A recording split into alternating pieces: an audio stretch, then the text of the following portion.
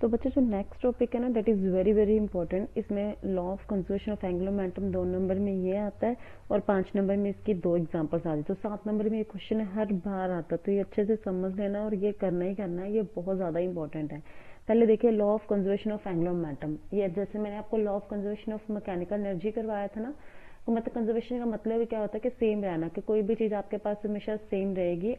जैसे हम बोलते थे law of conservation of energy, कि energy neither be created nor be destroyed, it remains always same. कि जो आपके पास एनर्जी है वो ना तो डिस्ट्रॉय हो सकती है ना ही वो क्रिएट हो सकती है, वो हमेशा क्या रहती है, सेम रहती है। हमने ये किया था। सिमिलरली बच्चे आपके पास law of conservation of angular momentum है, तो जो एंगुलर मोमेंटम है वो हमेशा कंजर्व रहेगी, उसकी वैल्यू हमेशा सेम रहेगी, बट एट वन कंडीशन। और वो कंडीशन क्या है कि जो टॉर्क होनी चाहिए ना, apply torque from the outside external से, वो जीरो होनी चाहिए। मतलब बाहर से हमें कोई भी टॉर्क नहीं अप्लाई करना, कोई भी फोर्स अप्लाई नहीं करना।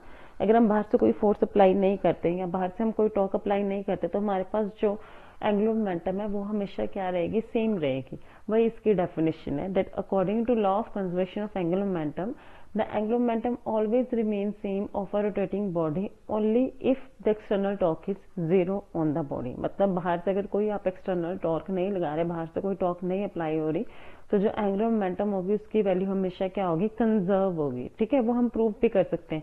हमने रिलेशन प्रूव किया था ना टॉर्क एंड एंगुलर मोमेंटम के बीच में, जो हमने ये वाला किया था लास्ट में, dl by dt is equal to tau.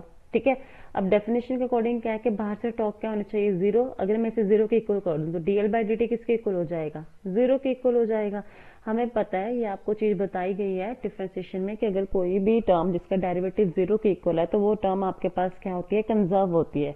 तो dl by dt जो एंगुलर मोमेंटम है उसका डेरिवेटिव जीरो के इक्वल है, इसका मतलब जहाँ यहाँ पे एंगुलर मोमेंटम आपके पास क्या है, कंजर्व है। तो वो हमने प्रूव कर दिया इस फॉर्मूला से, that in the absence of external torque, yeah, if there is no external torque, then angular momentum of a body always remains the same. This is known as the law of conservation of angular momentum. तो बच्चे ये 2 number में आपको आएगा define the law of conservation of angular momentum. अगर ये 2 number में आता है, वैसे हर बार 2 में आता है, तो आपने पहले इसकी डेफिनेशन लिखना है that angular momentum always remain same of a rotating body only if the torque external torque is zero या फिर there is no external torque. ठीक है, उसके बाद आपने ये स्टेप करके दिखाना है कि कैसे वो आपके पास कंजर्व्ड है। डीएल बाई डी टी को टाउ को लिखना है according to definition, tau zero है तो DL by D T zero के इक्वल है, तो किसी भी टर्म का डेरिवेटिव अगर जीरो है तो वो आपके पास टर्म क्या होगी, कंजर्व होगी। ठीक है, सेम रहेगी। तो बच्चे ये वही फॉर्मूला बता रहे हैं, ये नीचे एक फॉर्मूला बताया L is equal to I into omega, ये भी हमने लास्ट में देखा है। तो इसके अकॉर्डिंग अगर एंगुलर मोमेंटम सेम है, तो अगर angular velocity I one omega one किसके इक्वल होगा, आई टू ओमेगा टू के इक्वल होगा, क्योंकि वो हमेशा आपके पास एंगुलर मोमेंटम क्या होगी, कंजर्व होगी। ठीक है, तो अब देखो हमारे पास इसकी 7 नंबर में क्वेश्चन आएगा। फर्स्ट आएगा define the conservation of law of conservation of angular momentum and give its 2 examples. तो 2 एग्जांपल आपको बोला होगा, टोटल 7 का होगा, 5 नंबर की 2 एग्जांपल होगी और 2 नंबर का इसका डेफिनेशन एंड जो ये स्टेप है जहाँ पे हमने प्रूव करना है। ठीक है, तो अब इसके एग्जाम्पल देखो बच्चे। एग्जाम्पल फर्स्ट आपके पास क्या है, मतलब वो कंसीडर कर रहे हैं कि मान लीजिए आपके पास कोई पर्सन है जिसके हाथ में कुछ वेट है, ठीक है, और वो किसी रोटेटिंग टेबल पे खड़ा है। ऐसे देखो ये एक रोटेटिंग टेबल है, ये पर्सन है, इसके हाथ में वेट है। ठीक है, अब देखो कंडीशन क्या है, that if there is a person having some weight in his hands which is standing on some rotating table. ठीक है, किसी रोटेटिंग टेबल पे ये वाला पर्सन खड़ा हुआ है। ठीक है, अब कंडीशन क्या आती है, first that when the person brings his hand towards the chest, जब पर्सन आपके पास हैंड जो अपने है वो अपनी चेस्ट की तरफ लेके आता है। ठीक है, देन जो उसकी रोटेटिंग टेबल पे जो खड़ा होगा उसकी जो स्पीड होगी, एंगुलर स्पीड, वो इंक्रीज हो जाएगी।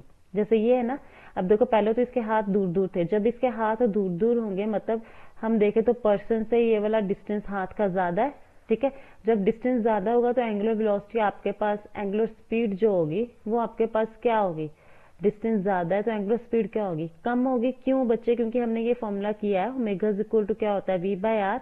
आर क्या डिस्टेंस है, तो अगर हम वेट का डिस्टेंस देखें पर्सन से ज्यादा है, जब उसके हाथ खुले हैं तब आपके पास एंगुलर वेलोसिटी क्या होगी, कम हो जाएगी। क्योंकि अगर ये ज्यादा हो गया रेडियस, मतलब डिस्टेंस ज्यादा हो गया, तो वेलोसिटी कम हो जाएगी, क्योंकि दोनों इनवर्सली प्रोपोर्शनल है।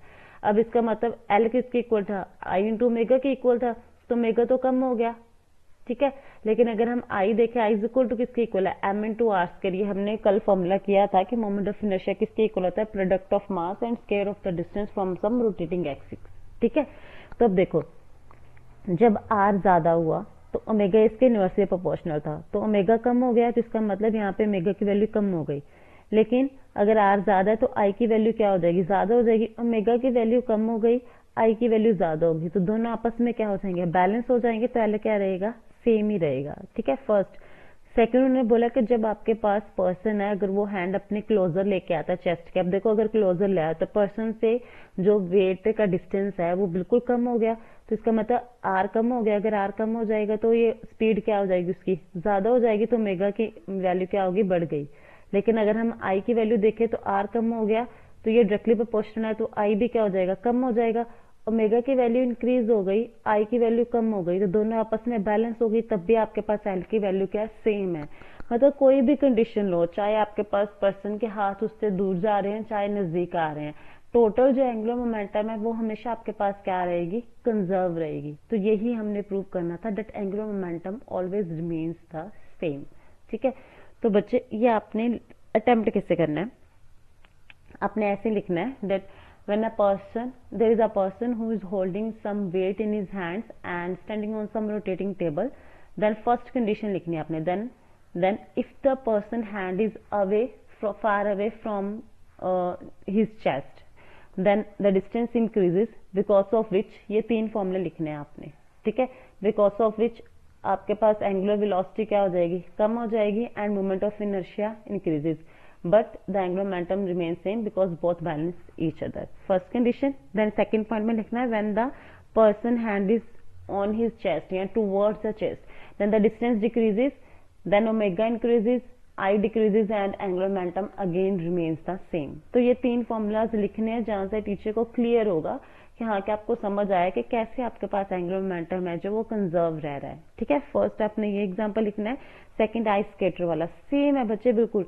देखो यहाँ पर आइस स्केटर ने अपने हैंड क्या करे, दूर दूर करे तो रेडियस ज्यादा हो गया, रेडियस ज्यादा हो गया मतलब डिस्टेंस ज्यादा हो गया, एंगुलर वेलोसिटी कम हो जाएगी, डिस्टेंस ज्यादा हुआ तो मोमेंट ऑफ इनर्शिया ज्यादा हो जाएगा, क्योंकि ये डायरेक्टली प्रोपोर्शनल है, ये इनवर्सली प्रोपोर्शनल है। ये कम हो गया, ये ज्यादा हो गया, तो टोटल जो वैल्यू बैलेंस हो गया एल सेम रहा। जब उसने अपने हैंड फोल्ड कर लिया तो डिस्टेंस कम हो गया, ओमेगा ज्यादा हो जाएगा, डिस्टेंस कम है तो आई कम हो जाएगा, तो ये आई कम हो गया, ओमेगा ज्यादा हो गया, फिर आपके पास एंगुलर मोमेंटम क्या रहेगा, सेम ही रहेगा, ठीक है। तो दोनों बिल्कुल सेम है, लेकिन लिखनी दोनों एग्जांपल्स हैं और अटेम्प्ट दोनों ऐसे ही करनी है, ठीक है। वहां पे हम पर्सन ले रहे हैं जिसने वेट हाथ में लिया, यहाँ पे हम बोल देंगे हमारे पास एक आइस स्केटर है। एक बार फर्स्ट कंडीशन लिखना है when the girl is having hand away from his chest and when the girl is having hand folded, then दोनों कंडीशन लिख देना कि that angular momentum is conserved। जैसे फर्स्ट वाला पार्ट फर्स्ट एग्जांपल अटेम्प्ट करेंगे ना, सिमिलरली सेकंड एग्जांपल अटेम्प्ट करनी है, बिल्कुल सेम है, करनी दोनों एग्जांपल है, तभी आपको 5 नंबर मिलेंगे और 2 नंबर उसके डेफिनेशन एंड उस फॉर्मूला के मिलेंगे, ठीक है। इसमें अगर साथ में बच्चे अटेम्पटेशन में ये तीनों लिखने हैं फॉर्मूला, जैसे मैंने बताया ना कंडीशन 2 बना के ये फॉर्मूला जैसे लिखने हैं। अगर कोई डाउट होगा तो पूछ लेना, ठीक है। That is very very important question. उसके बाद हमारे पास मोमेंट ऑफ इनर्शिया जो हम पहले ही कर चुके हैं, इसकी डेफिनेशन हम कर चुके हैं। Moment of inertia is defined as the product of mass and square of the distance from some particular axis. तो वहां से I is equal to M into R square हमारे पास फॉर्मूला आ गया था, ठीक है। तो ये हम पहले कर चुके हैं, दोबारा से करने की जरूरत नहीं है। रेडियस ऑफ गायरेशन हमने नहीं करना बच्चे, ये छोड़ दो टॉपिक। उसके बाद है theorem of parallel axis and theorem of perpendicular axis, very very important. Her bar 5 number में ये क्वेश्चन आता ही है फाइनल में। एक बच्चे ये question theorem of parallel and perpendicular axis 5-5 number में आता है, ठीक है। दोनों क्वेश्चन 10 में आएंगे और एक 7 नंबर में वो question, law of conservation of angular momentum and its 2 examples. Both questions are very important in this chapter. ये आपके पास क्वेश्चंस 12 नंबर में आपको ये पेपर आएगा ही आएगा, ठीक है। तो ये अच्छे से कर लेना। नेक्स्ट लेक्चर में हम ये करेंगे theorem of parallel axis and perpendicular axis, okay. If there is any doubt till now then you can ask me. Thank you.